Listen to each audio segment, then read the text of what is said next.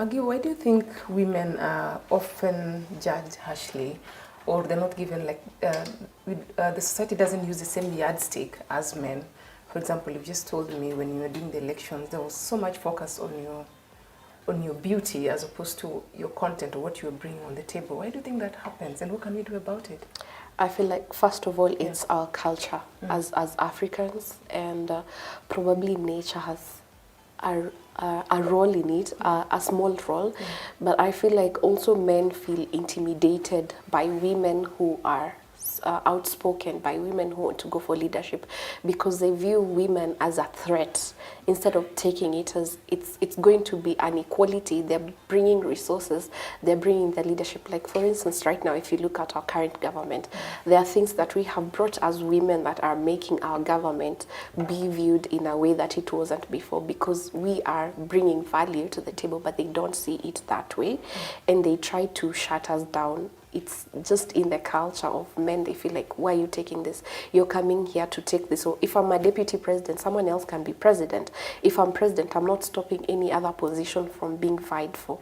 But I feel like what we should do is to keep on letting men know that we are not here to fight them. We are here to say, if two people from maybe one household both have the same opportunities, that's a double income. That's a social status for both of them. That means that the woman is empowered and she doesn't have to keep borrowing the man money. That means if I have my own money, I don't have to keep asking for a man to give me fare, my salon, and those kinds of things. Then he can develop the family, and that's just sharing. Yeah. When we work together, when we cooperate, actually, we all win. I think that's what Maggie is saying. Yes. Before we get to meet the live audience, I can see they're yearning. They have very interesting points. You know, they want to contribute to the debate, to the discussion. Sylvia, why did you decide to join Daystar University Students Association? Why? It's actually an interesting story. Yeah, we have the time. Because at first, that was not the position that I wanted. I wanted to vie as a congressman in my school of business, of which I felt like maybe I don't want it that much. And then I remember there's a friend of mine who also wanted to vie, and he told me, you cannot get this congress position just because you think you're pretty. And he told me that he'll be the one to get it. And I said, okay, it's okay. So after thoughts, and I had another friend of mine, a former congressman, approach me and told me that he saw potential in me. And we talked about the vying, which position, and at that point I was convinced I could get that position as the treasurer in DUSA. And I worked hard with the support of Meg and the team that we had, and ensured that we've gotten that position, because as you can see, I'm in a position to tell other girls, it doesn't matter what people are telling you, you can do it. If you want to do it, you can do it. So that's how I was driven into vying for the seat. For the seat.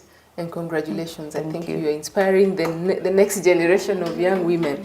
Now, if you're just joining us, this is Her Standards, and of course, today we are in the company of amazing young women. They call themselves Ladies in Leadership Association, also known as Lila, not Lila.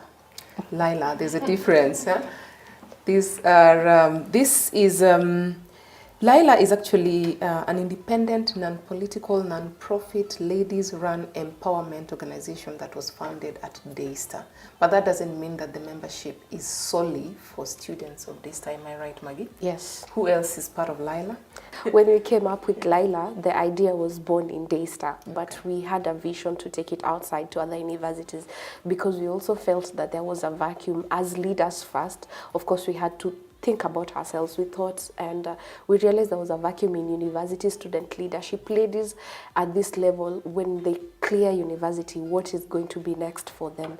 And we felt like we have to involve all these other universities. So it's open. Today here we have the Deputy President of Corporate University, Zamzam Bonaya.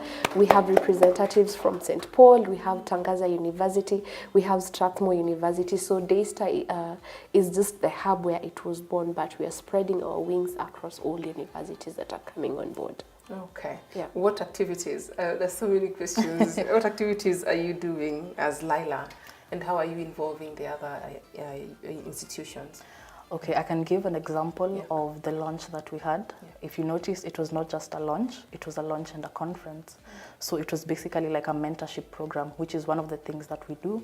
And we had invited all other universities, and you don't have to be necessarily from the university, you can just come. It was open to everyone. We're doing health programs to sensitize on reproductive health, because we see that that is a problem that is really affecting the ladies.